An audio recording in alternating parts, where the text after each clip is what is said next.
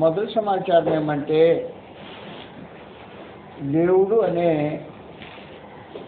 ఆయనను ఎవరు ఎన్నడూ చూడలేదు.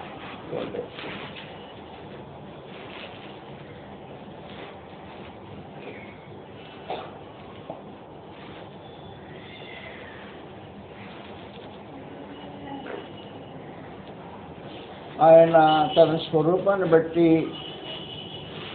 అదృశ్యమైన వాడు, అదృశ్యుడు కంటే కనిపించేవాడు కాదు. అందువలన మనుషులు ఎవరు కూడా దేవుని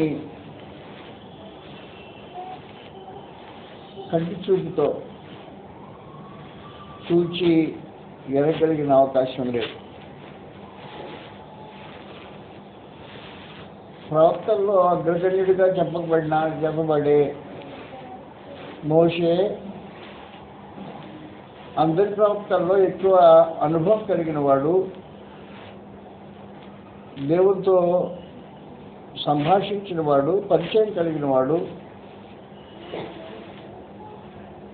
అనేక సంవత్సరాలు దేవుని సముఖంలో నిలిచి ఆయన ప్రజల పక్షంగా కార్యము జరిగించిన వాడు, దేవుని యొక్క నిబంధనకు ధర్మశాస్త్రానికి మధ్యవర్తిగా ఉన్నవాడు,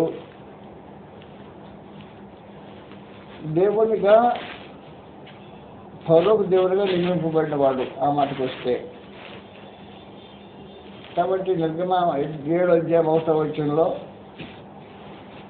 పరమదేవుడు ఏం చెప్పాడు? నేను ఫరోకు నేను దేవునిగా నియమించి ఉన్నాను అని చెప్పాడు.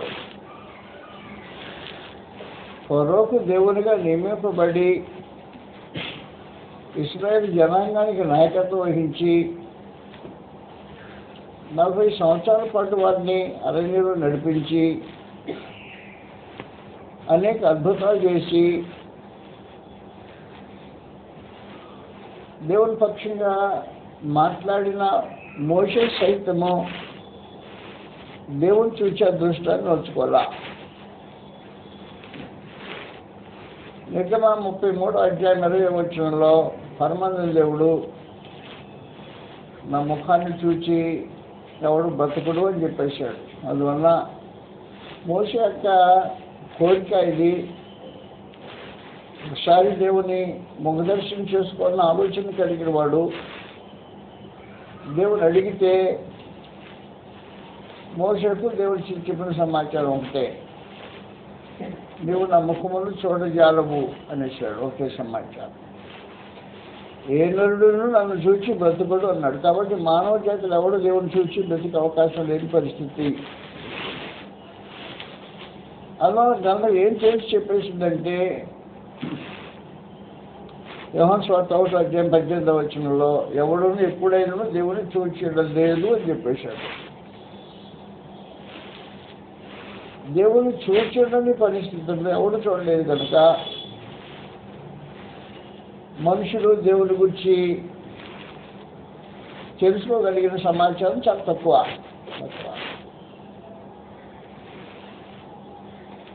అయితే ప్రభువైన యేసు నిత్యత్వంలో దేవునితో పాటు ఉండి దేవుని సముఖంలో ఉండి దేవుని రూపును అనుభవించి సృష్టికర్త యొక్క స్థానంలో నిలిచి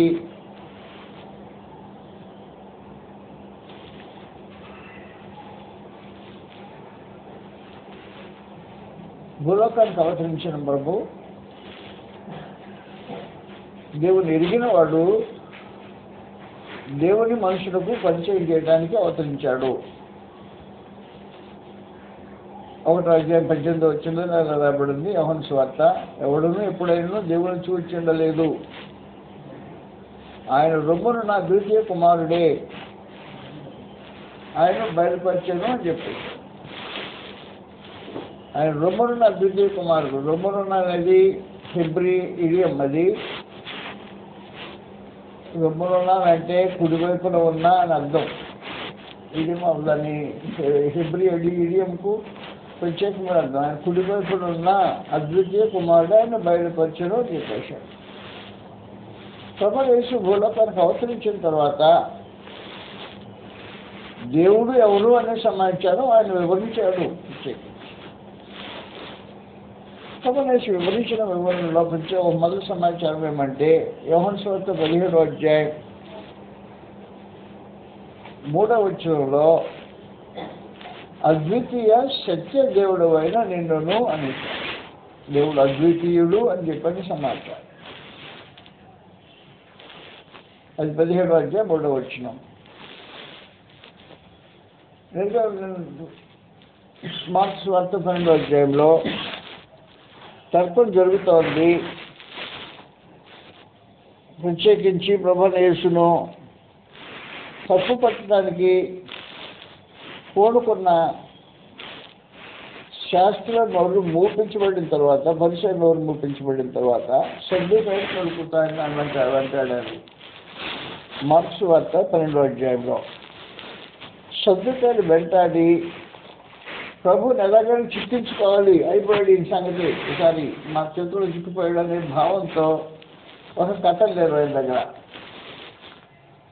ఏం కథలు లేదంటే పునరుద్ధారం లేదు అనే భావంతో, అయ్యా మా దగ్గర ఒక అతడున్నాడు, వివాహం అయింది, బిడ్డలాగా సరికి చనిపోయాడు. బిడ్డలకు చనిపోతే మోషే ఏం చెప్పాడు, ధర్మశాస్త్రం ఏం చెప్పాడంటే తన సహోదరుడు ఆమెను వివాహం చేసుకొని బిడ్డల కంటే మొదటి బిడ్డ చనిపోయిన వాడికి వారసులు అవుతాడని చెప్పని గ్రంథం మోషే చెప్పాడు నాకు. రెండవ వాడు కూడా చేసుకున్నాడు, బిడ్డలకు చనిపోయాడు. మూడవ సహోదరు ఆయన చేసుకున్నాడు, చనిపోయాడు. అలాగే 7 సహోదరులు ఆయన చేసుకుంటే చనిపోయారు. ఆఖరికి అక్కడ నాకు కూడా వెళ్ళిపోయింది. రేపు పునరుద్ధానం అంటున్నావు కదా, రేపు మృతి నుంచి రాబడిన తర్వాత ఈమె ఎవరికి భార్య అవుతుంది, 7 చేసుకుంది కదా అని ఇరకాసులు పెట్టడానికి ప్రయత్నం చేసి ప్రభువైన యేసు జవాబు చెప్పిన సమాచారం ఇక్కడ ఉంది. మార్క్స్ వార్త 12వ అధ్యాయంలో. వారు మృతులలో నుండి లేచినప్పుడు పెళ్లి చేసుకొనరు, పెళ్లి చేయబడరు కానీ పరలోకమందున్న దోతల వలె ఉంది. వారు లేచుడని మృతులను కూర్చిన సంగతి మోషే గ్రంథమందలి పొదను గురించిన భాగంలో మీరు చదవలేదా? ఆ భాగంలో దేవుడు నేను అబ్రహాము దేవుడను, ఇస్సాకు దేవుడను, యాకోబు దేవుడనని అతనితో చెప్పాను. ఆయన సజీవుల దేవుడు కానీ మృతుల దేవుడు కాడు. దేవుడు సజీవులకు దేవుడు, మృతులకు దేవుడు కాదు. కావున మీరు బహుగా పొరబడుతున్నారని వారితో చెప్పాను.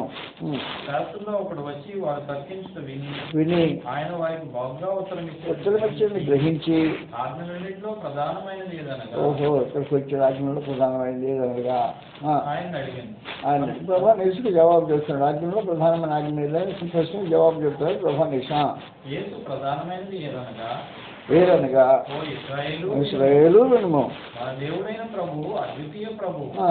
నీవు నీ పూర్ణ హృదయంతోను, నీ పూర్ణ ఆత్మతోను, నీ పూర్ణ వివేకముతోను, నీ పూర్ణ బలముతోను నీ దేవుడైన ప్రభువును ప్రేమింపవలనన్నది ప్రధానమైన ఆజ్ఞ. రెండవది నీవు నిన్నువలే నీ పొరుగువాడిని ప్రేమింపవలనది రెండవ ఆజ్ఞ. వీటికంటే ముఖ్యమైన ఆజ్ఞ మరి ఏదీ లేదని అతనితో చెప్పాను. ఆ శాస్త్రి బోధకుడా బహుగా చెప్పితివి. ఆయన అద్వితీయుడు అనియు, ఆయన తప్ప వేరొకడు లేడనియు, చెప్పిన మాట సత్యమే. దేవుడనేవాడు ఒకడే, ఆయన తప్ప వేరొక దేవుడు లేడు. కాబట్టి వాక్యం స్థాపించుకున్నాడు. దేవుడు ఒక్కడే, ఆయన అద్వితీయుడు, వేరొకడు లేడు. అద్వితీయుడు అంటే రెండవదిగా లేనివాడు. అద్వితీయుడు దేవుడు, అద్వితీయ సత్యదేవుడు ఆయన. కాబట్టి ఆయన అద్వితీయుడనియు, ఆయన తప్ప వేరొకడు లేడనియు, నువ్వు చెప్పిన మాట సత్యమే. పూర్ణ హృదయముతోను పూర్ణ వివేకముతోను పూర్ణ బలముతోను ఆయనను ప్రేమించుటయు ఒకడు తనువలే తన పొరుగు వాడిని ప్రేమించుటయు సర్వాంగ హోమములన్నిటికంటేను బలుల కంటేను అధికమని ఆయనతో చెప్పాను. అసలు వివేకంగా ఉత్తరమిచ్చిన యేసు గ్రహించి నీవు దేవుని రాజ్యమునకు దూరముగా లేవని అతనితో చెప్పాను. యేసులని మళ్ళా తిరిగి అనౌన్స్మెంట్ చేస్తున్నాడు. ఇది కరెక్ట్, దేవుడు ఒక్కడే, ఆయన తప్ప వేరొకడు లేడు అని ఒక విషయాన్ని ప్రభువుని యేసు స్థాపించుకున్నాడు. ఆ ఒక్కడే దేవుడు. యేసుక్రీస్తు వారికి కూడా దేవుడు ఒక్కడే దేవుడు, అద్వితీయుడే దేవుడు. యేసుక్రీస్తు వారికి దేవుడు. యేసుక్రీస్తు వారికి దేవుడు ఉన్నాడు.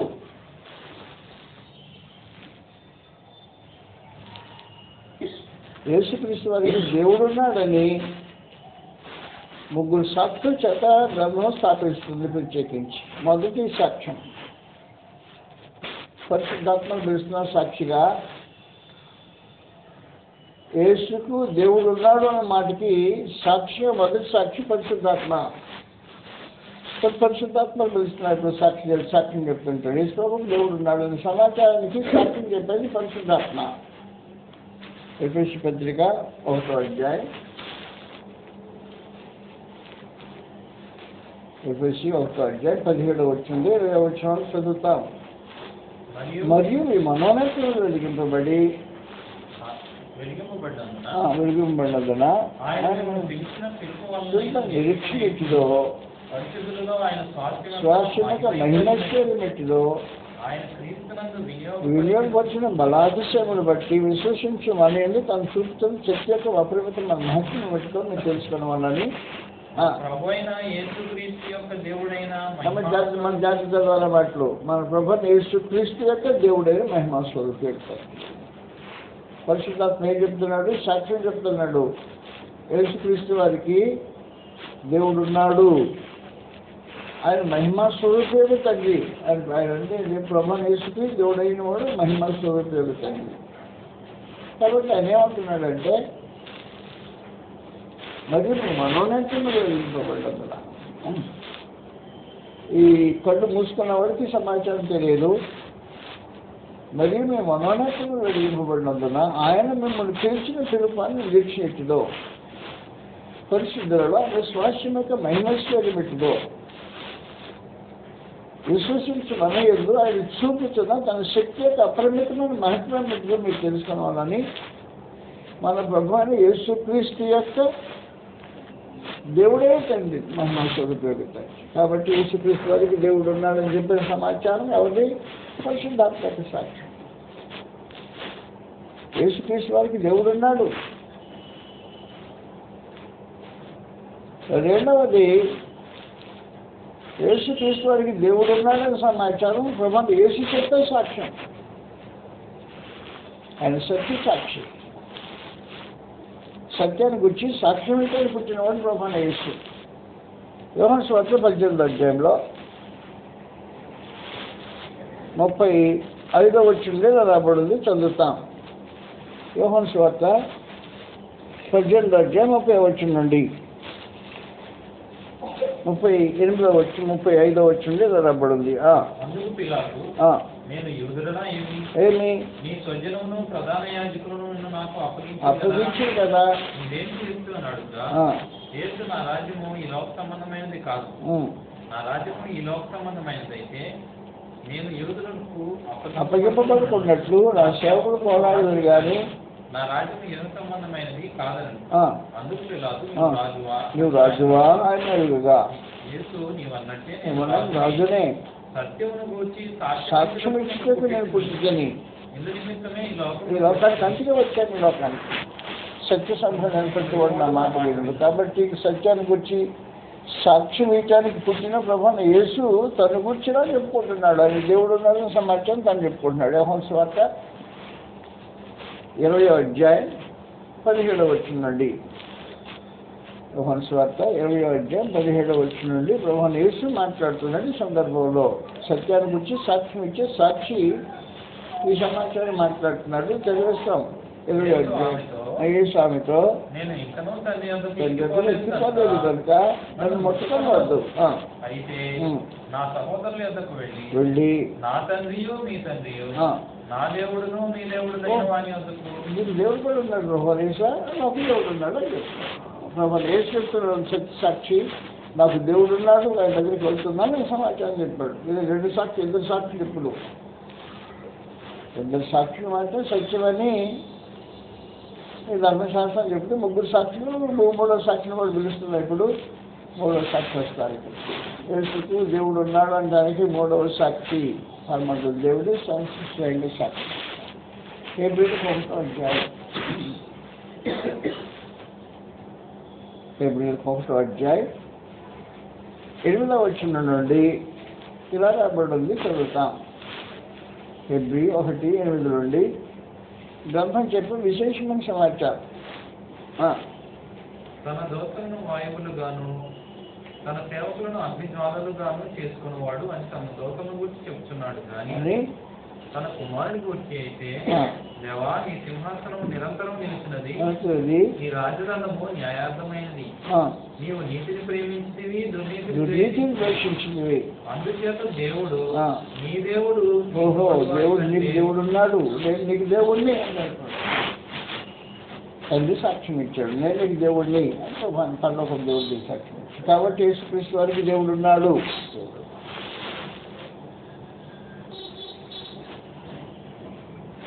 యేసుక్రీస్తు వారికి దేవుడు ఉన్నాడు మాత్రమే కాదు,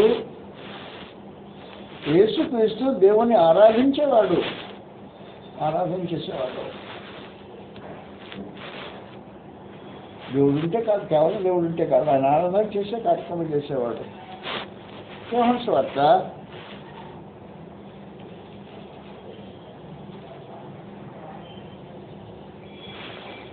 4వ అధ్యాయం 23వ వచనం నుండి రాబడింది, చదువుతాము. 22 కూడా చదువుతాము.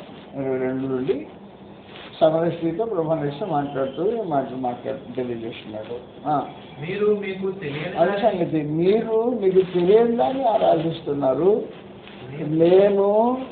మేములో నేను కూడా ఉన్నాను అన్న మాటలని అర్థం. మేము అంటే నేను తక్కిన వాళ్ళు, మేము అవుతారు. మేము మాకు తెలిసిందని ఆరాధించేవాళ్ళం. నన్ను కూడా ఆరాధన చేస్తావు యేసు ప్రభువా, నేను ఆరాధన చేస్తాను. ఎవరిని ఆరాధన చేస్తాను? ఎవరిని ఆరాధన చేస్తాను? దేవుని ఆరాధన చేస్తాను. నేను నాకు దేవుడు ఉన్నాడు, ఆయన ఆరాధన చేసేవాడిని. యేసు గురించి సమాచారం. యేసుకు దేవుడు ఉన్నమాట వాస్తవం. అది భూమి మీద ఉన్నప్పుడే మాత్రమే కాదు, భూమి హద్దులు దాటిపోయినాక నిత్యత్వంలో నిత్యత్వంలో ప్రవేశించినప్పుడు పరిశుద్ధాత్మ ఏం చెప్పాడంటే యేసు ప్రభువుకి దేవుడు ఉన్నాడు అని చెప్తాడు. నిత్యత్వంలో యేసుకు దేవుడు ఉన్నాడు. యేసుకు దేవుడైన వాడు ఆరాధనకు పాత్రుడై ఉన్నాడు. యేసు సైతము ఆరాధన చేసేవాడు దేవుని. 55వ అధ్యాయం ఆరాధన యేసు యెరూషలేం దేవాలయానికి వెళ్ళేవాడంట. గ్రంథం ఎలాగంటే 55వ అధ్యాయంలో కీర్తనలు.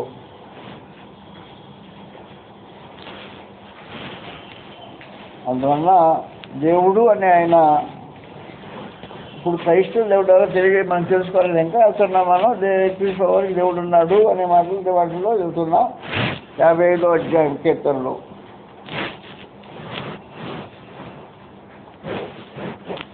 55వ అధ్యాయం 12వ వచనం నుండి రాబడి ఉంది. శత్రువు కాదు, సహింపవచ్చును, పగబట్టువాడు కాదు. అలాంటి వాడైతే దాగి ఉండవచ్చు. నా సహకారివి, నా చెలికాడు, నా పరిచయం గోష్ఠి చేసినవాడు. దేవుని మందిరానికి ఎందుకు వెళ్ళాడు? ఉత్సవంతో పాటు ఏంటంటే పండుగలో వెళ్ళండి దేవుని మందిరానికి వెళ్ళి ఉత్సవానికి వెళ్ళి దేవుని మందిరానికి వెళ్ళేవాడు ఆరాధన చేయడానికి వెళ్తారు దేవుని. యూదులై జన్మించిన కాందాన సంవత్సరానికి 3 సార్లు యెరూషలేము దేవాలయానికి వెళ్ళి కార్యక్రమం జరిగించినవారు. ఉత్సవానికి వెళ్ళే సమూహంలో కలిసి వెళ్ళిపోయాడంటే ప్రభువు సమాచారం తెలియజేశాడు. ప్రభువు యేసు ఆరాధన చేస్తాడు దేవుని. కొత్త నిబంధనలో సైతను ఆయన మహిమపరచబడిన తర్వాత ప్రభువు యేసులో తెలియజేస్తున్నాడు. హెబ్రీయులకు 2వ అధ్యాయం, హెబ్రీయులకు 2వ అధ్యాయంలో గ్రంథం తెలియజేసి సమాచారం రాబడింది. 11వ వచనం నుండి చదువుతాం. హెబ్రీ 2:11 చదివేసానా? అందరికీ ఒకటే మూలం, క్రీస్తు ఆయన బలియే మూలం.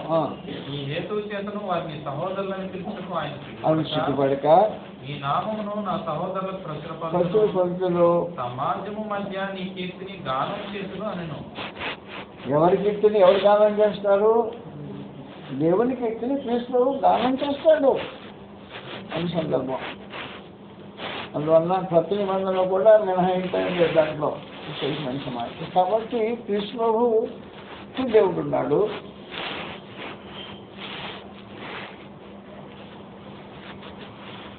క్రీస్తువుకి దేవుడు, క్రీస్తువుకే దేవుడు ఉంటే నాకు క్రైస్తవుడికి నాకు దేవుడు, క్రీస్తువుకి దేవుడు ఎవరో నాకు ఆయన దేవుడు. క్రీస్తుకి ఎవరు దేవుడై ఉన్నారో నాకు ఆయన దేవుడు. నా దేవుడు ఎవరు? క్రీస్తు ఆరాధన చేసిన దేవుడు. క్రీస్తుకి దేవుడై ఉన్న క్రీస్తుకి దేవుడై ఉన్న దేవుడే నాకు దేవుడు. అందువల్ల పెద్ద విశేషమైన సమాచారం ఏదో దీంట్లో మనుషులకు గ్రంథం ఉంది, గ్రంథాన్ని చదవరు ఏదో బుద్ధిగా. వాస్తవానికి నా చిన్ననాడు నాకు నేర్పించిన పాఠం ఏమంటే యేసే దేవుడు నాకు యేసే దేవుడు అని నేర్పించారు. చిన్న నేర్పించాడు, అలా పాట నేర్చుకున్నాను, పాటలు పాడాను. ఇప్పుడు అలా పాడే పరిస్థితి లేదు. ఇప్పుడు గ్రంథం మాట్లాడుతుంది యేసుక్రీస్తు వారికి దేవుడు ఉన్నాడు. యేసుక్రీస్తు వారికి ఎవరు దేవుడో, ఆయన ఎవరిని ఆరాధన చేశాడో ఆయన నాకు దేవుడై నేను ఆరాధించి దేవుడై ఉంటాడు. అందుకు గురించి 8వ అధ్యాయం 6వ వచనం నుండి రాబడింది. జాగ్రత్త గుర్తుపెట్టుకోండి. మనకు దేవుడు ఎవరు అనే మాట గ్రంథం తేడాగా తెలియజేస్తుంది. క్రైస్తవులకు దేవుడు ఎవరు అనే మాటకు జవాబు చెప్తాను. ప్రత్యేక విశేషమైన గ్రంథం ఇది. 8వ అధ్యాయం 6వ వచనం రాబడింది. ఆకాశమందైనను భూమి మీదనైనను ఉన్నను. ఓహో, మనకు ఒక్కడే దేవుడు ఉన్నాడు. మనకు దేవుడు ఎవరు? ఎవరు మనకు? ఆయన తండ్రి సంగతి. మనకు ఒక్కడే దేవుడు, ఆయన తండ్రి. కాబట్టి క్రైస్తవులకు ఒక్కడే దేవుడు, ఆయన తండ్రి. దీంట్లో ఇంకా ఏమేమి కల్పితం ఉండదు. మనకు ఒక్కడే దేవుడు ఉన్నాడు, ఆయన తండ్రి. ఆయన నుండి సమస్తమును కలిగిన మనం ఆయన నిమిత్తం ఉన్నాం. మరియు మనకు ప్రభు ఒక్కడే అని యేసుక్రీస్తు. మనకు దేవుడు ఒక్కడే, మనకు ప్రభు ఒక్కడే. దేవుడైన వాడు ప్రభు కాదు, ప్రభు అయిన వాడు దేవుడు కాదు. ఇక్కడ వ్యత్యాసం మాట్లాడుతున్నాడు. మనకు ఒక్కడే దేవుడు ఉన్నాడు, ఆయన తండ్రి. క్రైస్తవులకు ఒక్కడే దేవుడు, ఆయన తండ్రి. దేవుని ప్రభావం ఏం చేశాడంటే క్రైస్తవులకు ఆయన పేరుతో పరిచయం చేయాల, పట్టి పేరుతో పరిచయం చేయాల. దేవుని ఇశ్రాయేలుకు పేరుతో పరిచయం చేశాడు. దేవుని పరిచయం చేసే విధానం దేవుడు పితరులకు సర్వశక్తి గల దేవుడు అని పేరుతో పరిచయం అయ్యాడు. అది పితరుల సమాచారం. నిర్గమకాండం 3వ అధ్యాయం 6వ వచనంలో రాబడింది. నిర్గమకాండం 3వ అధ్యాయం 6వ వచనంలో గ్రంథం తెలియజేసే సమాచారం ఇది. 3వ అధ్యాయం 6వ వచనం. మరియు ఆయన నేను నీ తండ్రి దేవుడను, నీ తండ్రి దేవుడను, అబ్రహాము దేవుడను, ఇస్సాకు దేవుడని, యాకోబు దేవుడని చెప్పగా మోషే తన ముఖమును కప్పుకొని దేవుని వైపు వ్యవహరించాడు. పెద్దలకు వచ్చిన చూడు 3వ అధ్యాయం. అది సంగతి. నేను సర్వశక్తి గల దేవుడును అని పేరున ఇస్సాకు యాకోబులకు ప్రత్యక్షమైతేనే కానీ నా నామమున సర్వశక్తి గల దేవుడు అని పేరుతో అబ్రహాము ఇస్సాకు యాకోబుతో పరిచయం చేసుకున్నాడు మన దేవుడు. ఇశ్రాయేలీయులకు తన పేరుతో పరిచయం చేసుకున్నాడు. ఇశ్రాయేలుతో పేరుతో పరిచయం ఏమంటూ పరిచయం చేసుకున్నాడు? యెహోవా అనే నామమున పరిచయం చేసుకున్నాడు. క్రైస్తవులకు దేవుడు యెహోవా అనే నామంలో ప్రత్యక్షం కాలా. కాబట్టి యేసు ఏం చేశాడు అంటే దేవుని క్రైస్తవులకు తండ్రిగా పరిచయం చేశాడు. మత్తయి సువార్త 6వ అధ్యాయం. అందువల్ల గ్రంథాన్ని నీతిగా విభజించడం అనేది ఒక అవసరమైన సమాచారం. మత్తయి సువార్త 6వ అధ్యాయంలో ప్రభువైన యేసు తన శిష్యుడైన వారికి దేవుని ఇలా పరిచయం చేసుకుంటున్నారు.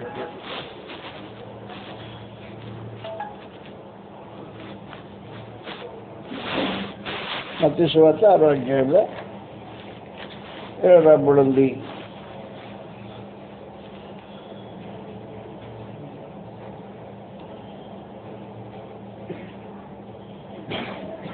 ఏడవ వచనం నుండి మరియు మీరు ప్రార్థన చేయనప్పుడు అన్యజనుల వలె వ్యర్థమైన మాటలు వచింపవద్దు. 6:6 చూద్దాం. వెళ్ళి తలుపు వేసుకొని రహస్యమందున నీ తండ్రికి ప్రార్థన చేయము, అప్పుడు రహస్యమందు చూసి నీ తండ్రి నీకు ప్రతిఫలం ఇచ్చును. మీరు ప్రార్థన చేయనప్పుడు అన్యజనుల వలె వ్యర్థమైన 9వ వచనం చదివితే సరిపోతుంది. కాబట్టి మీరు ఇలాగూ ప్రార్థన చేయండి. పరలోకమందున్న మా తండ్రి, నీ నామం పరిశుద్ధపరచబడును. దేవుడు దేవుడు క్రీస్తు శిష్యులకు తండ్రిగా పరిచయం చేయబడ్డాడు. ఇశ్రాయేలీయులకు తన పేరును బట్టి పరిచయం చేయబడ్డాడు. పితరులకు సర్వశక్తిగా దేవుడు పేరుతో పరిచయం చేయబడ్డాడు. క్రైస్తవులకు తండ్రి దేవుడు. కాబట్టి తండ్రిగా పరిచయం చేశాడు ప్రభువైన యేసు. ఎందుకు తండ్రిగా పరిచయం చేశాడు అంటే ప్రభువైన యేసు భూమి మీదకి వచ్చింది దేవుని పరిచయం చేయడానికి మనుషులకు. అది విశేషమైన సమాచారం. యోహాను సువార్త 1వ అధ్యాయం 18వ వచనం మనం ఒకసారి చదివితే గ్రంథం ఏమంటుందంటే దేవుని ఎవడును ఎప్పుడైనా చూచెందలేదు, ఆయన రూపంలో అద్వితీయ కుమారుడే ఆయనను బయలుపరిచను అని చెప్పారు. దేవుని బయలుపరిచిన వాడు ప్రభువైన యేసు. దేవుని బయలుపరిచినప్పుడు ఎలా బయలుపరిచాడు అంటే తండ్రిగా మనం ఆయన శిష్యులకు పరిచయం చేయడం జరిగింది. అలా బయలుపరిచాడు. అందువలన ఈ రోజున యెహోవా అనే నామముతో దేవుడు మనకు పరిచయం చేయబడాల. అది ఇశ్రాయేలుకు పరిచయం చేయబడ్డ మనకు పరిచయం చేయబడింది తండ్రిగా. కాబట్టి పరలోకమందున తండ్రి, ఈయన తండ్రి, మనకు తండ్రి. ఫిబ్రవరి 12వ అధ్యాయం 7వ వచనంలో ఫిబ్రవరి 12:7 ఇలా రాబడింది. శరీర సంబంధమైన తండ్రి మన శిక్షణ ఇది, ఆయన బాధ్యత మనం భయభక్తులు కలిగించుమి అని చెప్తూ మాట్లాడుతూ హెబ్రీ 12:7 చదువుతాం. శిక్షాఫలం పొందుటకే మీరు సహించుకున్నారు. దేవుడు కుమారులుగా చూస్తున్నాడు. తండ్రి శిక్షింపని కుమారుడు ఎవరు? కుమారులైనను వారందరూ శిక్షలో పాల్పడుతున్నారు. మీరు పొందని ఎడలా దుర్పించలే గాని కుమారులు కాదు. మరియు శరీర సంబంధులైన వారి ఎందు భయభక్తులు కలిగి ఉంటుంది. అట్లయితే ఆత్మలకు తండ్రి అయిన వానికి ఎక్కువగా భయపడి బతకాలని కదా. ఆత్మలకు తండ్రి క్రైస్తవులు క్రీస్తు యొక్క శిష్యుడు, యూదులు కాదు. వారు క్రీస్తు శిష్యుడు, యూదులు కాదు. యూదులు కాకుండా వారిని ఏమన్నారంటే క్రైస్తవులు అన్నారు. శిష్యుల్ని క్రైస్తవులు అన్నారు. అందరికి తెలిసిన సమాచారమే ఇది. అపోస్తలుల కార్యములు 11:26 క్రైస్తవులు శిష్యుడు క్రైస్తవులు అనబడ్డారు. కాబట్టి క్రీస్తు యొక్క శిష్యులకు దేవుడు పరిచయం చేయబడింది తండ్రిగా పరిచయం. ఈ తండ్రి ఆరాధనకు పాత్రమైన తండ్రి. దేవుడు తండ్రిగా ఆరాధన కోరాడు. యోహాను సువార్త 4:23-24 బ్రహ్మం తెలిసే విశేషమైన సమాచారం రాబడింది. యోహాను సువార్త 4:23-24 అయితే యథార్థముగా ఆరాధించేవారు ఆత్మతోనూ సత్యంతోనూ తండ్రిని ఆరాధన కాబట్టి ఆరాధన చేసేది తండ్రిని. దేవుడు తండ్రిగా ఆరాధన చేయబడతాను విశేషమైన సమాచారం. ఈ రోజున దేవుడు తండ్రిగా ఆరాధించబడుతుంటాడు. ఏమొచ్చింది గొప్ప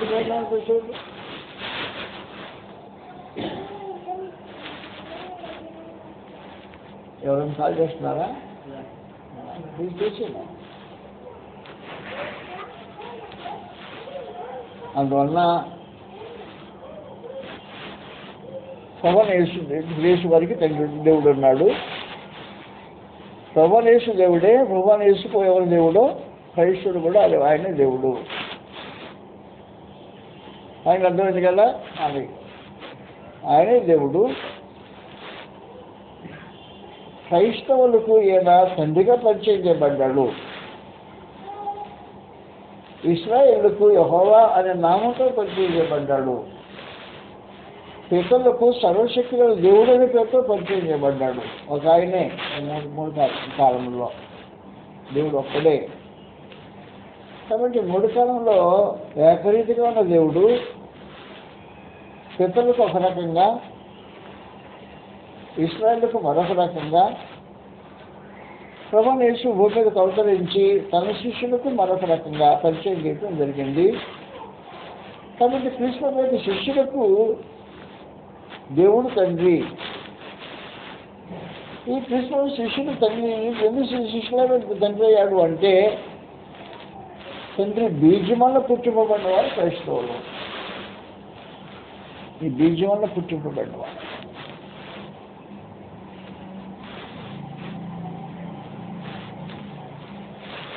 మొదటి యోహాను పత్రికలో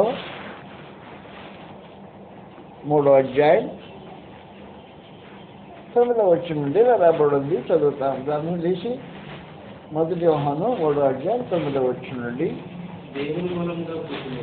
దేవుని మూలంగా పుట్టిన ప్రతి వానిలో బీజం ఇచ్చింది కనుక పాపం చేయడు. దేవుని మూలంగా పుట్టినవాడు కనుక పాపం చేయగలడు. బీజం వల్ల పుట్టింపబడ్డారు క్రైస్తవులు. దేవుడు బీజం వల్ల పుట్టింపబడిన వారు కనుక తండ్రి కుమారుల బాంధవ్యం స్థిరపరచబడింది.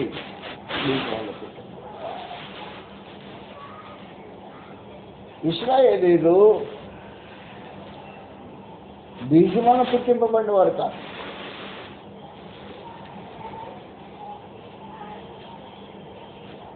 అబ్రహాముతో చేసిన నిబంధన బట్టి సున్నతి పొందడం ద్వారా ఇశ్రాయేలు దేవుని ప్రజలు అయ్యారు. యెహోవా వారికి దేవుడు అయ్యారు. కాబట్టి మీ దేవుడు యెహోవాను మీరు ప్రేమించాలని సమాచారం పసితనం నుంచి నేర్పించబడిన పరిస్థితి వరకు ద్వితీయోపదేశకాండం 6వ అధ్యాయం 4వ వచనంలో రాబడి ఉంది. ద్వితీయోపదేశకాండం 6వ అధ్యాయం 4వ వచనంలో గ్రంథం తెలియజేసే విశేషమైన సమాచారం. ఇశ్రాయేలీయులము మన దేవుడైన యెహోవా అద్వితీయుడు యెహోవా నీ పూర్ణ హృదయంతోను నీ పూర్ణాత్మతోను నీ పూర్ణ శక్తితోను నీ దేవుడైన యెహోవాని ప్రేమించు. అది సంగతి. నీ దేవుడు యెహోవాను ప్రేమించవలను. నేడు నేను నీకు ఆజ్ఞాపించిన ఈ మాటలను నీ హృదయంలో ఉండవలను. నీవు నీ కుమారులకు అభిషేకం చేసి నీ ఇంట కూర్చుంటున్నప్పుడు త్రోవ నడిచినప్పుడు పండుకొన్నప్పుడును లేచినప్పుడును వాటిని గురించి మాట్లాడాలి. 8వ నెల సందర్శన చేయబడిన తర్వాత ఇశ్రాయేలు ఇంటివాడు అవుతాడు. ఇశ్రాయేలు ఇంటివాడు బీజమున పుట్టినవాడు కాదు. అబ్రహాముతో చేసిన నిబంధన వల్ల ఇశ్రాయేలు దేవుని ప్రజలుగా అంగీకరించబడ్డారు. కానీ క్రైస్తవులు అయితే బీజమున పుట్టింపబడినవారు. మొదటి పేతురు 2వ అధ్యాయం క్షమించిన 1వ అధ్యాయం 22వ వచనం రాబడింది. మొదటి పేతురు 1వ అధ్యాయం 22వ వచనంలో ఈ బీజం వల్ల పుట్టింపబడకపోతే క్రైస్తవులు కాదు. వాస్తవానికి క్షయ బీజము నుండి కాక వాక్యం మూలముగా అక్షయ బీజం నుండి పుట్టింపబడిన వారు కనుక వీళ్ళు తండ్రి కుమారులు ఎందుకన్నారంటే బీజం వల్ల పుట్టింపబడిన వారు క్రైస్తవు శిష్యులు. బీజము నుంచి పుట్టింపబడినవారు ఇశ్రాయేలీలు భౌతికమైన ఇశ్రాయేలు బీజం వల్ల పుట్టింపబడిన వారు కాదు. అబ్రహాముతో చేసిన నిబంధన వల్ల దేవుడు ప్రజలయ్యారు. కాబట్టి వాస్తవంగా ఏం జరిగిందంటే పసికందు 8వ రోజు బిడ్డ 8వ రోజు పసికందు గర్భంలోంచి వచ్చిన 8వ రోజున ఆ పసికందు సంగతి చేసి ఇశ్రాయేలు వంటి ఇంటి వాళ్ళు అయ్యారు. దేవుని బట్టి బీజం వల్ల పుట్టింపబడిన వాడు కాదు. క్రైస్తవులైతే అలా కాదు. క్రీస్తు శిష్యులైతే వాక్యమని బీజం పడి బీజంలో పుట్టింపబడిన వాడే క్రైస్తవుడు అవుతాడు. కానీ దేవుని వాక్యం వల్ల కాకుండా క్రైస్తవుడు ఎవడు కావడానికి అవకాశం లేదు. కాబట్టి తండ్రి వీడి కుమారుడు బాధ్యులు బీజం వల్ల పుట్టితే తండ్రి కుమారుడు బాధ్యులు ఉండదు. అందువల్ల క్రీస్తు శిష్యులకు బీజం వల్ల పుట్టింపబడిన విశేషమైన సంగతి.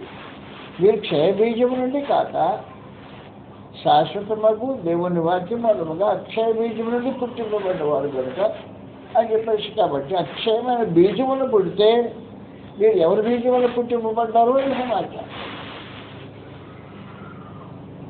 క్రైస్తవుల వరకు దేవుని అక్షయమైన బీజం వల్ల పుట్టింపబడ్డవారు.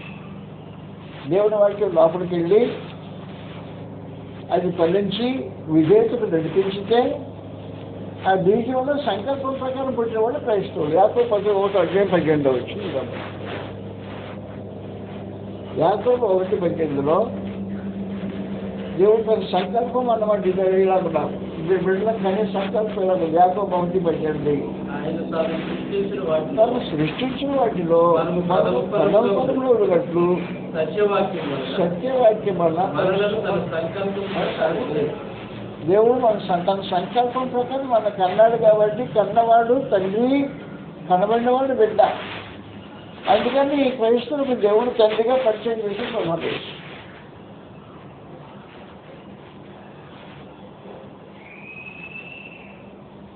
అందువల్లనే తండ్రి అని అన్నాడు. పరలోకమందున్న మా తండ్రి అని పిలవండి. ఆయన మీకు తండ్రి. ఆయన బీజం వల్ల మీరు పుట్టింపబడ్డారు. ఆయన బీజం వల్ల పుట్టింపబడకపోతే దుర్బీజులే కానీ కుమారులు కారు అని చెప్పేసి. అందువల్ల క్రైస్తవులు అంటే బీజం వల్ల పుట్టింపబడిన వారు. ఈ రోజున క్రైస్తవ లోకం అనే ఈ లోకంలో బీజం వల్ల పుట్టింపబడే విధానం తెలియని మనుషులకు క్రైస్తవులు పుట్టింటారు. స్టార్ట్ అవ్వడానికి ఛాన్స్ ఉండదు. నువ్వు బీజం వల్ల పుట్టింపబడ్డావా? బీజం నిలిస్తే బీజం నిలిచింది కాబట్టి సమాచారం ఇలాంటిది. అందువలన దేవుడి పేరుతో గెలవబోతావు. మన దేవుడి పేరుతో గెలవు. తండ్రి అంటాం పేతులు. మీ నాయన ఎత్తి పిలుస్తావా? పిలవ. పేతులు పిలవడం లేదు. క్రైస్తవులు దేవుడి పేరుతో పిలవడం లేదు. తండ్రి అని పిలుస్తుంటాం. తండ్రి బిడ్డల బాంధవ్యము బీజంలో కలిగిన బాంధవ్యం. ఆయన బీజం మనం పడింది, బీజంలో పుట్టింపబడ్డాం. బీజంలో పుట్టింపబడిన తండ్రి బిడ్డ తండ్రి ఆయన అంటున్నాం. అలాగన్నా గల్తీ రాసిన పత్రిక 4వ అధ్యాయంలో గల్తీ 4 నుండి 6 వరకు ఇలా రాబడింది. కాలము పరిపూర్ణమైనప్పుడు దేవుడు తన కుమారుని పంపాను. ఆయన ఎద్దు పుట్టి అది దానికి దత్తపుత్రము కావాలని విమోచించగా ధర్మశాస్త్రంలో పడిన వాడాయను. మరియు మీరు కుమారులైనందున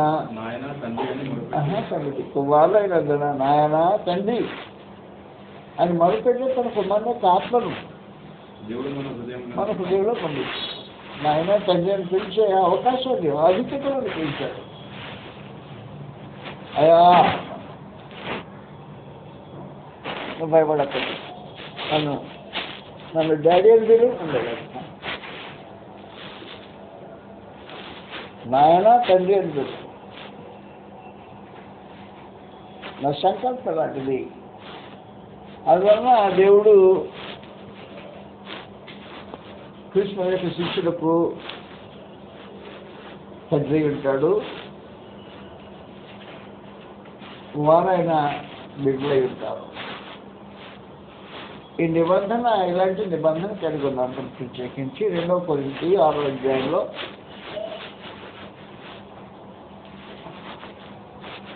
16వ వచ్చింది రాబడి ఉంది. కుమారుడు కుమార్తెలు అనే ఒక విశేషమైన సమాచారం. దేవుని ఆలయమునకు విగ్రహములతో ఏమి పొందిక మనము జీవము గల దేవుని ఆలయమై ఉన్నాము. అందుకు దేవుడు ఇలాగ సెలవించున్నాడు, నేను వారిలో నివసించి సంచరించును, నేను వారి దేవుడనై ఎందును, వారు నా ప్రజలై ఉందురు. దేవుడు ప్రజలకు బాంధవ్యం. నెక్స్ట్ మీరు వారి మధ్య నుండి బయలువెళ్ళి అపవిత్రమైన దానిని ముట్టకూడని ప్రభు చెప్తున్నాడు. మరియు నేను మిమ్మల్ని చేర్చుకొందును, మీకు తండ్రినై ఉందును, మీకు తండ్రినై ఉందును, మీరు నాకు కుమారులను సమాజం. కాబట్టి దేవుడు క్రీస్తు శిష్యులను కుమారులు కుమార్తెలుగా స్వీకరించుకొని ఆయన సంకల్పమని బీజంలో పుట్టింపబడినవారు. ఈ బీజంలో పుట్టింపబడిన వారు ఉండే లక్షణంలో మొదటి లక్షణం ఏంటంటే పాపము చేయరు, చేయజాలరు. ఆ బీజంలో ఉండే ఆ DNA ప్రభావం అది. కాబట్టి ఆ DNA సారా పాపం చేయకుండా చేయజాలని స్థితిని కలిగిస్తుంది. అది బీజం యొక్క విశేషమైన సమాచారం. మొదటి యోహాను పత్రిక 3వ అధ్యాయంలో 9వ వచనం కాబడుతుంది. మొదటి యోహాను 3వ అధ్యాయం 9వ వచనం DNA సార గురించి మాట్లాడుతాను. దేవుని మూలంగా పుట్టిన ప్రతి వారిలో ఆయన బీజము నిలుచును కనుక వాడు పాపం చేయడు. వాడు దేవుని మూలంగా పుట్టినవాడు గనుక పాపము చేయజాలడు. పుట్టినవాడు గనుక.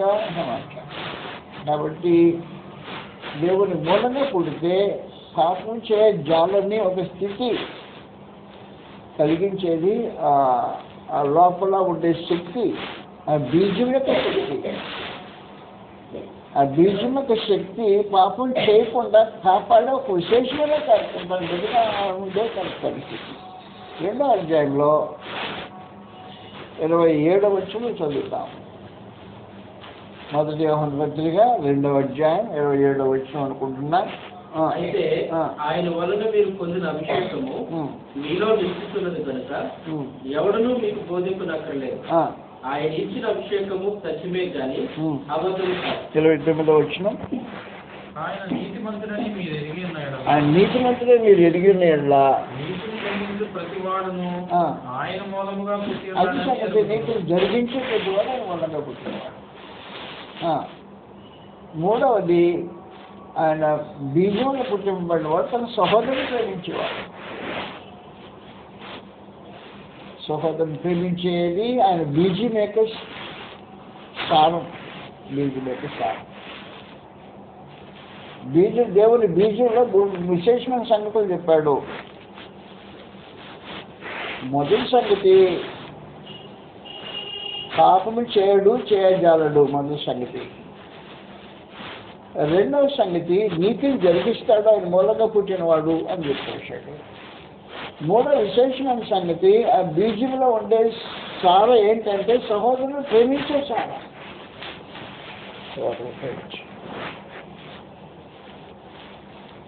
కాబట్టి 3 కార్యక్రమాలు ఆ బీజంలో పుట్టించబడ్డ కుమారులకు సంబంధించిన కార్యక్రమం.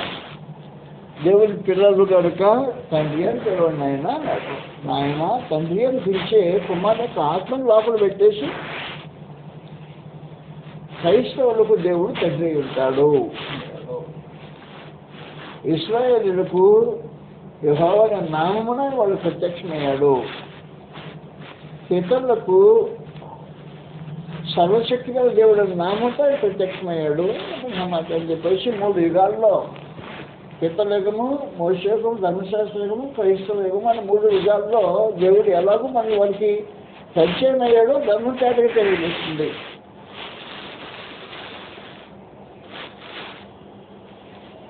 ఇప్పుడు క్రైస్తవ దేవుడు ఎవరు క్రైస్తవ దేవుడు? ఈ ప్రశ్న జవాబు వచ్చిందా? కాబట్టి వాస్తవమైన సమాచారం ఇది. దేవుడు ఎరిగి ఆయన ఆరాధించాలి, తండ్రిగా గౌరవించాలి. తండ్రిగా ఎప్పుడైతే దేవుని ఆరాధించావో 3 కార్యక్రమాలు జరుగుతాయి. పాపం చేయజాలి, నీతిని జరిగిస్తాడు, సహోదరుని ప్రేమిస్తాడు.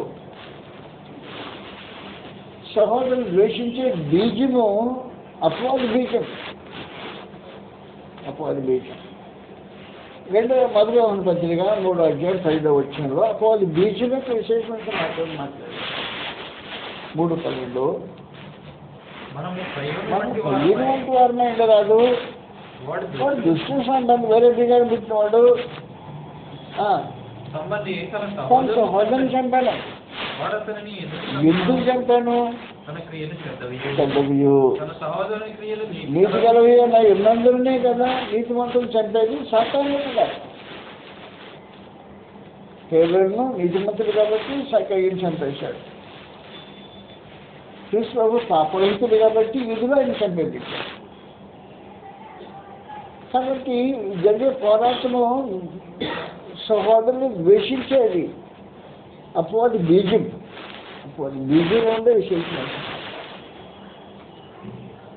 యోహాను సువార్త 8వ అధ్యాయం 44వ వచనంలో మీరు మీ తండ్రి యొక్క అపవాది సంబంధులు, మీ తండ్రి దురాశలను వచ్చుకొని కోరుతున్నారు.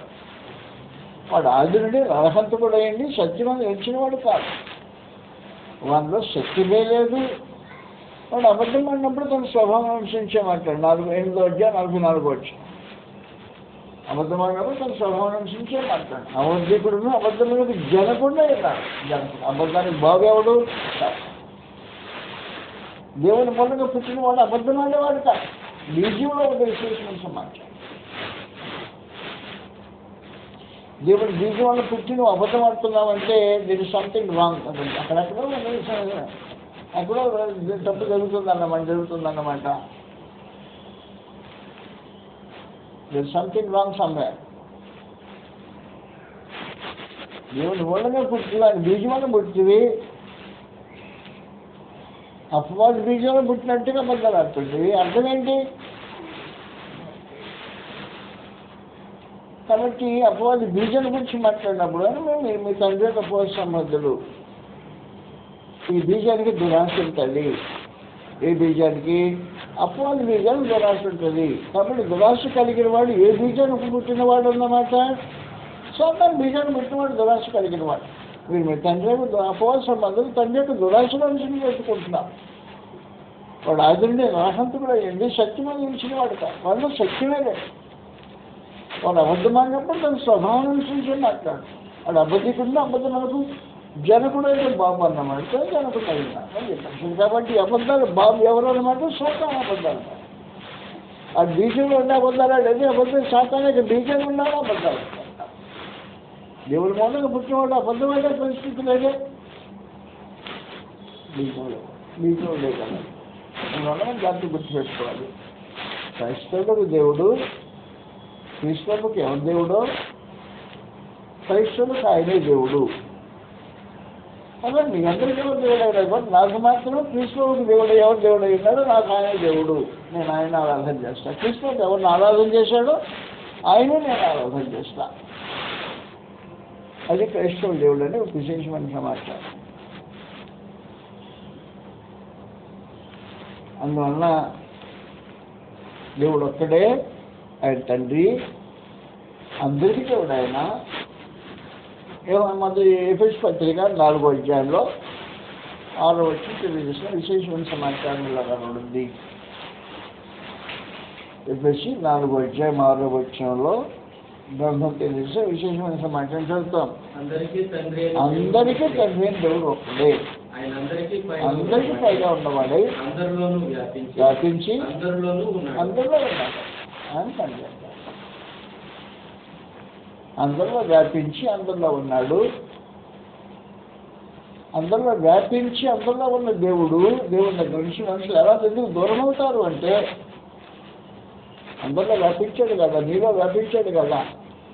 దేవునికి నువ్వు ఎందుకు దూరం అయ్యావు అంటే ఎఫెసు 4వ అధ్యాయం 12వ వచనంలో ఎందుకు దూరం అయ్యావు దాన్ని తెలియజేసింది క్రమం. వారైతే అంధమైన మనసు వారు అంధకారమైన మనసు గల వారై హృదయ కాఠిన్యం వలన తమలో ఉన్న అజ్ఞానం చేత దేవుని వలన కలుగు జీవనికి వేరు చేయబడి ఆయనలో అందరిలో ఉంటే పాపం చేసిన వాడు జీవునికి వేరు చేయబడతాడు, దేవుడి నుండి వేరు చేయబడతాడు. దేవుడు వర్తానికి తాను దేవుడికి దూరం అయిపోతాడు. దేవునికి దూరం అవుతుంటాడు అందుకు పాపం ఉన్నా అధికారం మనసు కలవాలి.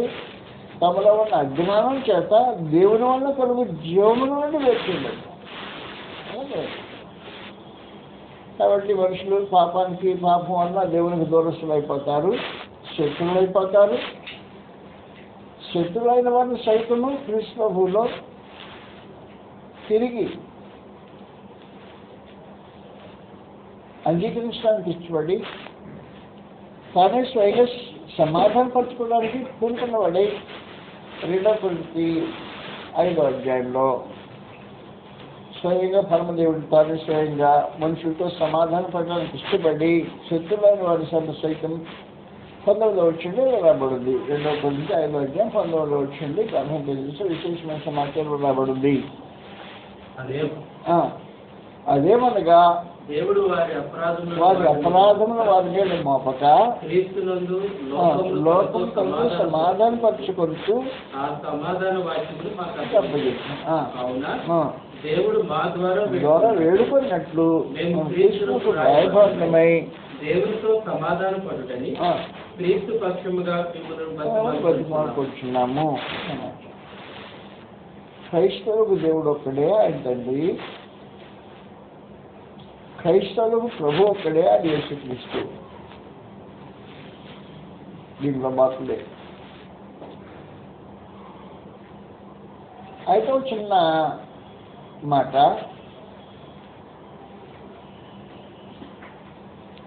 ఈ చిన్న మాట ఏంటంటే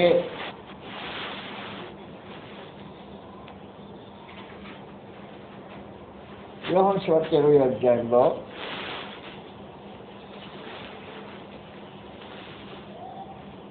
తోమా చేసిన స్టేట్మెంట్, ఇమోషనల్ స్టేట్మెంట్. అది ఇమోషనల్ స్టేట్మెంట్. నా దేవా నా ప్రభు అన్నాడు. దాన్ని పట్టుకుని మనుషులు లాగటానికి ప్రయత్నం చేశారు. తోమా అన్నాడు కదా నా దేవా నా ప్రభు అని. తోమా ఇమోషన్గా మాట్లాడాడు. సమాచారం సందేశం మీకు బాగా తెలుసును. 2 వారాలకు ముందుగా ప్రొఫెసర్ యేసు తోమా లేని గదిలో పెద్ద అపోస్తలుకు ప్రత్యక్షించాడు. తోమా లేడు. తోమా యేసు మూసిన గదిలోకి ప్రవేశించి ప్రత్యక్షమిచ్చి తాను సజీవుడని మనకు తెలియజేసుకున్నాడు. ఆ తర్వాత తమ శిష్యులతో కలుసుకున్నప్పుడు మేము ప్రభుత్వం చూసామని శిష్యులు అతనికి సమాధానం చెప్పారు. సమాధానం చెప్తే తమ ఏమన్నాడంటే అదే మీరు నమ్మిన నేను నమ్మనా అంత కాదు. నేను ఆయన చేతిలో ఏడు పెట్టి చూపితే పక్కలో చేయి పెట్టేగా నమ్మను అని చెప్పని ఎమోషన్గా మాట్లాడేసాడు. వారం గడిచిపోయింది. మనిషికి వారం ప్రభాన యేసు తోమా వల్ల తక్కిన వారితో పాటు తోమా వల్ల గదిలో ప్రవేశించాడు. ప్రవేశించినప్పుడు ప్రభు తోమా దగ్గర నేరుగా వచ్చి, తోమా నీ ఏది చాచి నా చేతిలో పెట్టు, నా గాయంలో పెట్టేసి నీ చేయి దాచి నా పక్కలో పెట్టు అని చెప్పి అడిగేసేటప్పటికి అతడు ప్రత్యక్షంగా తాను చూచి ఎమోషనల్ అయిపోయి నా దేవాల ప్రభు అన్నాడు. ప్రభు చేసిన అంతేగాని యేసు ప్రభు మనకి దేవుడిగా దేవుడిని నియమించిన వాడు కాదు. యేసు ప్రభుని దేవుడు మనకి ఎలా నియమించాడు అంటే గట్టి గుర్తుపెట్టుకో. అపోస్తలుల కార్యాలు 2వ అధ్యాయంలో యేసుక్రీస్తును మనకు దేవుడిగా దేవుడు నియమించలేదు. అపోస్తలుల కార్యాలు 2వ అధ్యాయం 36వ వచనం నుండి రాబడింది. వీరు సిలువ వేసిన యేసునే దేవుడు ప్రభువుగాను క్రీస్తుగా నియమించాడు. దేవుడు నియమించలేదు అన్నమాట. మనకు దేవుడిగా క్రీస్తు ప్రభువు నియమించలే దేవుడు.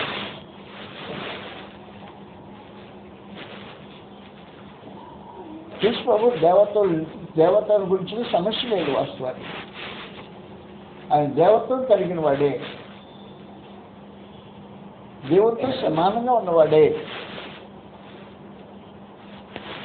అన్నింటిలో కాదు. క్రీస్తు ప్రభువుకి దేవత్వంలో అన్నింటి దేవునికి క్రీస్తు ప్రభువుకి అన్నింటిలో సమానత్వం లేదు.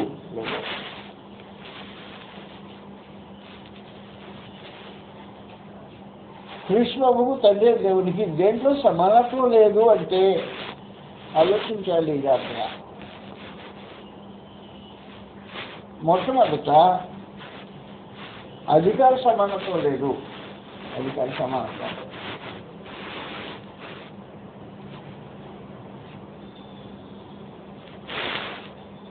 మొదటి తిమోతి 6వ అధ్యాయం 15వ వచనం నుండి శ్రీమంతుడును అద్వితీయులకు సర్వాధిపతి.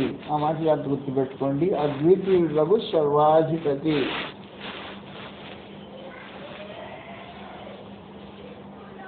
అద్వితీయుడు సర్వాధిపతి అంటే సర్వాధిపత్యంలో మరొకరికి చోటు లేనివాడు. సర్వాధిపత్యం తనకే సొంతమైన వాడు.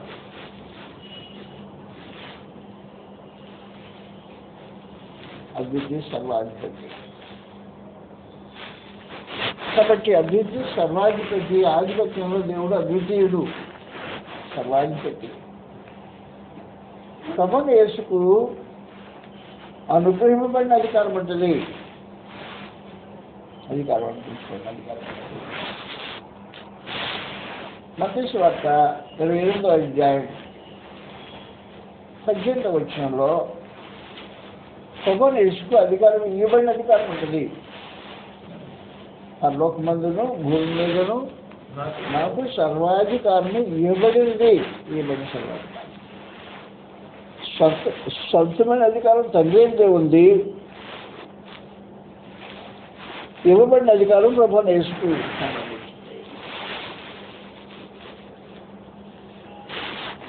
యోహాను సువార్త 3వ అధ్యాయంలో ఈ సంగతి పరిశుద్ధాత్మ యోహాను ద్వారా ఇలా క్లారిఫికేషన్ ఇస్తున్నాడు. జాగ్రత్త చూస్తాం. యోహాను సువార్త 3వ అధ్యాయంలో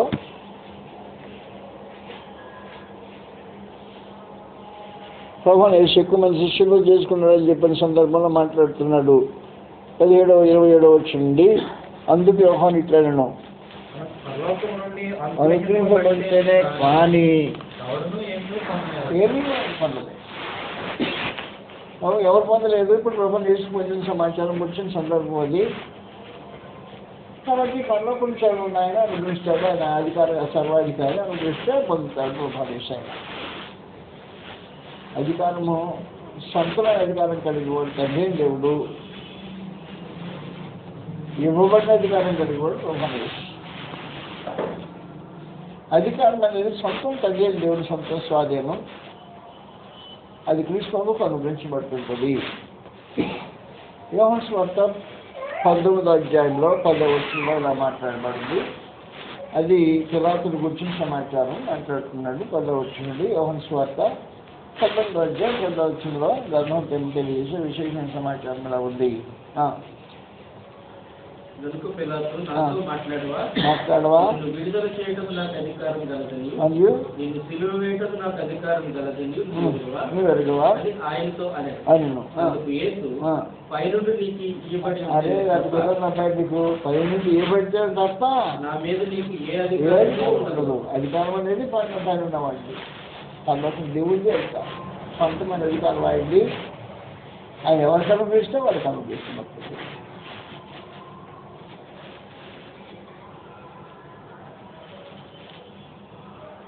మొట్టమొదటి వ్యత్యాసం అక్కడ. రెండవది కాల నిర్వహణ. కాలం నిర్వహించే కార్యక్రమంలో తండ్రి దేవుని స్వాధీనం కాల నిర్వహణ అనేది అది ప్రభువు నుంచి అప్పగించబడిన సమాచారం కాదు. అపోస్తలుల కార్యములు 1వ అధ్యాయం 7వ వచనంలో కాలములు సమయాలు తండ్రి తన స్వాధీనంలో ఉంచుకున్నాడు, అది తెలుసుకోవటం మీ పని కాదు. తండ్రి స్వాధీనం కాలములు స్వాధీనం అంటే భూమి మీద ప్రభావం ఏసు ఎప్పుడు రావాలనో నిర్ణయించేవాడు తండ్రి. కాలం పరిపూర్ణమైనప్పుడు దేవుడు తన కుమారుని పంపాను, ఆ కాలం నిర్ణయించిన వాడు తండ్రి అండి. గల్తీ 4:4లో కాలము పరిపూర్ణమైనప్పుడు దేవుడు తన కుమారుని పంపాడు. రెండు క్రీస్తు ఎప్పుడు సిద్ధపడాలో నిర్ణయించిన వాడు తండ్రి. అపోస్తలుల కార్యం 2వ అధ్యాయం 23వ వచనంలో రాబడింది. దేవుడు నిశ్చయించిన సంకల్పం చొప్పున భవిష్యత్ జ్ఞానం అనుసరించి, కాబట్టి ఎప్పుడు కాలం నిర్ణయించడం తండ్రి. దేవుడు భవిష్యత్ జ్ఞానం కాబట్టి కాలం మరోసారి 23వ వచనం దేవుడు నిశ్చయించిన సంకల్పమును భవిష్యత్ జ్ఞానం అనుసరించి కాబట్టి కృష్ణ నువ్వు శరీరపడాలో నిర్ణయించిన వాడు తండ్రి. ప్రభావం వేసేప్పుడు భూమి మీదకి రావాలో నిర్ణయించిన తండ్రి. ప్రభావం వేసేప్పుడు మహిమపరచబడాలో నిర్ణయించేసిన తండ్రి. కాబట్టి కాలములు నిర్వహణ అనే కార్యక్రమం సంపూర్ణంగా తండ్రి దేవునికి సంబంధించిన కార్యక్రమం. కాలాన్ని స్వాధీనం చేసుకుంటాడు. మత్తయి సువార్త 24వ అధ్యాయంలో 20వ వచనంలో రాబడింది. మత్తయి సువార్త 24వ అధ్యాయం 25-27వ వచనం చదువుతాం. 24-20 ఏముందంటే, అప్పుడు మహాసభ కలుగును, మీరు పారిపోవుట చలికాలం వల్లైనను విశ్రాంతి దినమన్నా సంభవింపకున్నట్లు ప్రార్థన చేయండి. కారణం ఏమిటి? స్వాధీనం అని దేవుడు తండ్రి యొక్క స్వాధీనం ఉంటాయి. ప్రార్థన చేయండి. ఆ కాలాలు సంభవించకుండా ఆయన కంట్రోల్ చేస్తుంటాడు. సమాచారం 36వ వచనంలో రాబడింది. అయితే జనమును గుర్చి గడియను గుర్చి ఓహో తండ్రి మాత్రమే ఎరుగును కానీ ఏ మనుషుడైనను పరలోకమందున దూతలైనను కుమారుడైనను కాబట్టి కాల నిర్వహణ అనేది తండ్రి దేవుడికి సంబంధించింది, తీసుకొని సంబంధించింది కాదు.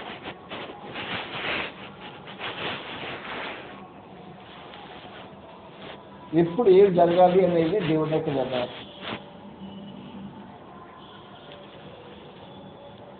ఈ కాలాల గురించి మనుషులు ఉద్యోగంతో ఉన్నాడు. ఒకరోజు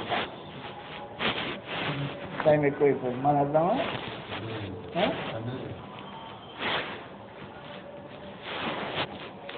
నేను చేస్తాను, నాకు అదే పని, నాకు వేరే పని లేని ఉన్నాను, పని పాటలేని ఉన్నాను. మిమ్మల్ని పనిలో మిమ్మల్ని బాధించిన పని చేయటం ఎవరు దొరుకుతుంది? తండ్రి తన స్వాధీనంలో కాలరూపం నిర్ణయించుకుని అని చెప్పాడు. దాని 42వ అధ్యాయం వచ్చింది రాబోతుంది. దానియేలు 2:20 కాలంలో మార్చేవాడు దేవుడు. ఆయన కాలంలో మార్చుతాడు. ఏ కాలంలో ఎవరికి మార్చాలో సమాచారం ఆయనకు సంబంధించిన కాలం. దేవుడు జ్ఞానబలములు గలవాడు యుగములన్నిటిలో దేవుని నామం శుద్ధిపడ్డది కాక ఆయన కాలములను సమయములను మార్చేది ఆయన చేతిలో ఉంది. కాబట్టి మీరు ప్రార్థన చేయండి, మార్చుతాడు. కాలం సమయాల్లో మార్చేవాళ్ళను రాజును త్రోసివేసి నియమించే అధికారం ఉంది ఆయనకి. కాలాలు మార్చే 2 సంగతులు అక్కడ చెప్పేశారు.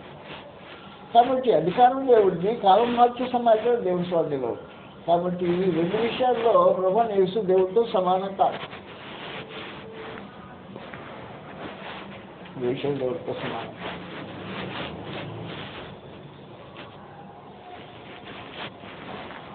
అందువలన ప్రభువైన యేసు దేవత్వం కలిగిన వాడు. దేవత్వం కలిగిన యేసును మనకు దేవుడిగా దేవుడు నియమించలేదు.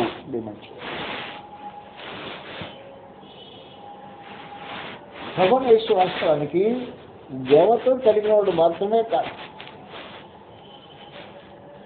3 ప్రత్యేకమైన సంగతి ఉంది అక్కడ. 3 కాలాల్లో ఆయనకి అది దేవత్వం యొక్క విశేషమైన సమాచారం. ఫిబ్రవరి 13వ అధ్యాయం 6వ వచనంలో ప్రభువైన యేసు నిన్న నేడు నిరంతరము ఏకరీతిగా ఉన్నాడు అని ఒక విశేషమైన సమాచారం. నిన్న నేడు నిరంతరము ఏకరీతిగా ఉన్నాడు అనే విశేషమైన సమాచారం. చదువుతా మాటలో యేసుక్రీస్తు నిన్న నేడు ఒకటే రీతిగా ఉన్నాడు. నిన్న నేడు ఒకటే రీతిగా ఉన్నాడు. అవును యుగములకు ఒకటే రీతిగా ఉండును. 3 కాలాల్లో ఒకటే రీతిగా ఉన్నాడు ప్రభువైన యేసు.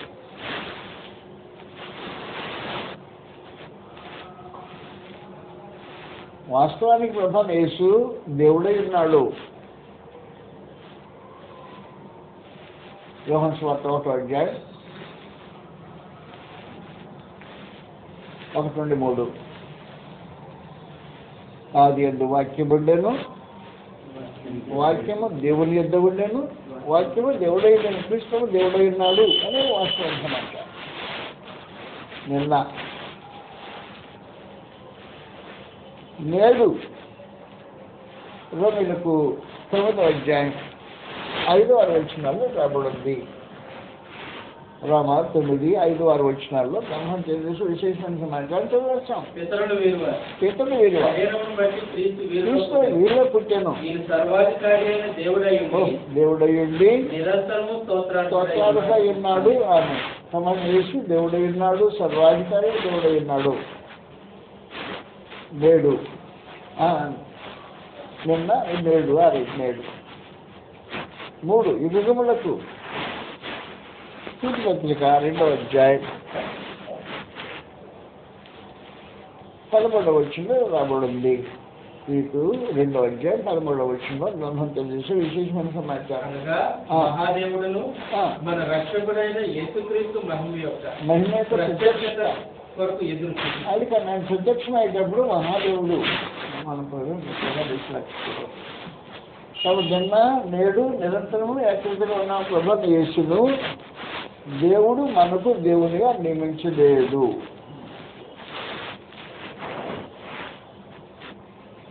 ఆ నియమించే అధికారం ఎవరిది? తండ్రి దేవుడు. అధికారం కలిగిన వాడు ఈయనకి ఏం పట్టాకైతే ఆ పట్టం వస్తుంది. కాబట్టి ప్రభువైన యేసుకు పట్ట ఏం కట్టాడు? చెప్పేశాడు. మీరు సిలువ వేసిన యేసునే దేవుడు ప్రభువుగానే క్రీస్తుగా నియమించేవాడు నియమించినట్టు. ఇంకో రకంగా దేవుడు ఆయన మనకు దేవుడిగా నియమించలా. క్రీస్తు ప్రభువును మనకి దేవుడు అని దేవుడు చెప్తే యేసు ప్రభు మనకి దేవుడు అని చెప్పదు.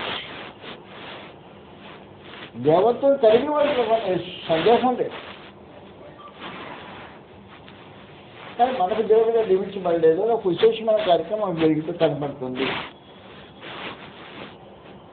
దేవుడై ఉండెను, నిన్న సర్వాధికారి దేవుడైన దేవుడు ప్రత్యక్షమైనటువంటి మహాదేవుడిగా ప్రత్యక్షమైన ఈ ప్రపంచంలో నేడు నిరంతరము అకృతిగా ఉన్నాయన్ని ఆయన మనకి దేవుడిగా దేవుడు నియమించలేదు. కాబట్టి మనకి ఎలా నియమించాడు? సర్వాధికారి, సొంతమైన అధికారం కలిగిన వాడు, నిర్ణయించేది అధికారం ఆయనది. ఆయన నిర్ణయించేవాడు ఏం చేశాడు? ప్రభువుని యేసును మనకు యేసును ప్రభువుగాను క్రీస్తుగా నియమించాడు. నమస్తే. మనకి దేవుడు ఒక్కడే ఆయన తండ్రి, మరి మనకు ప్రభు ఒక్కడే యేసుక్రీస్తు. కాబట్టి మనకు దేవుడు ఎవరు అనే సమస్య నీకు పరిష్కారం నీకు వచ్చిందా? ఇంకేమన్నా కావాలన్నా అది సమాధానం. అందువల్ల గ్రంథంగా ఆలోచించేది చాలా ప్రాముఖ్యం అవసరమైనది. ఊరికే తప్పులు చెప్పుకోకుండా నమ్మకమైన వారు సత్యవాక్యాన్ని సరిగా విభజించేవాడు నమ్మకమైన వారు.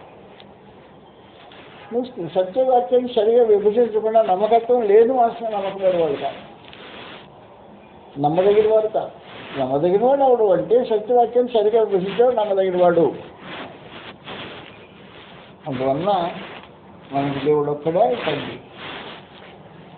ఈ తండ్రిగా క్రీస్తు మనకు దయపెట్టి దేవుడు ఎరుగని మనుషులకు భూలోకానికి అవతరించి దేవుడు ఎన్నడూ చూడకపోతే అద్వితీయ కుమారుడు ఆయన బయలుపరిచెను అన్నమాట. బయలుపరిచెను అనే మాట గ్రీకులో ఎగ్జిజియో ఉన్నాయి. తెలియజేశాను, వివరించాను. కాబట్టి దేవుని యొక్క రూపును, దేవుని యొక్క ఆలోచనను, దేవుని యొక్క వ్యవస్థను, దేవుని యొక్క సత్యాన్ని వివరించిన వాడు, పరిచయం చేసి తెలిసి తెలియజేసిన వాడు ప్రభాని యేసు. ప్రభాని యేసు దాంట్లో దేవుడినా అంటే మనం ఒక్కడే దేవుడు ఉన్నాడు, ఆయన తండ్రి. తండ్రి దేవుడే మన దేవుడు. మనకు ప్రభు అన్నాడు అని యేసుక్రీస్తు. మనకు ప్రభు ఒక్కడే అని యేసుక్రీస్తు. ఈయన మన ప్రభువుగా నియమించిన వాడు తండ్రి అని దేవుడే. మీరు సిలువేసుడు యేసుడే దేవుడు ప్రభువుగా క్రీస్తుగా నియమించింది. ఇశ్రాయేలు వంశం అంతా వీడిగా తెలుసుకోవాలి అని చెప్పని సమాచారం వివరించబడింది. ఇశ్రాయేలు వంశం అంతా మనసునే కాకుండా ఈ రోజున ఆత్మ సంబంధం ఇశ్రాయేల్లో కూడా అది సమాచారం తెలుసుకోవాల్సిన అవసరం ఉంది.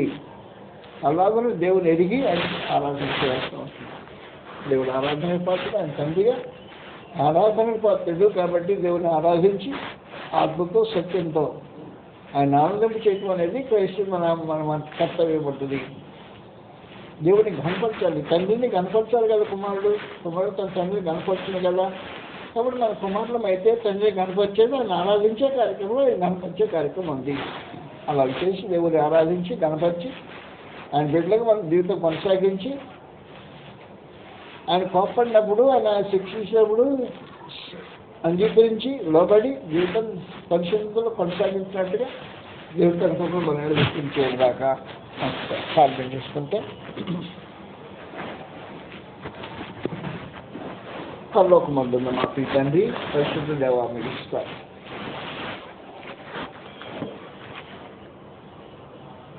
సకలములో రాజేయండి, అక్షయులు, అదృశ్యులు, అద్వితీయులు మీకు ఇస్తారు. శ్రీమంతుడా, అద్వితీయ సర్వాధిపతి, ఇంతకాలంలో మీ ప్రత్యక్షలో కనపడుతుంటారు.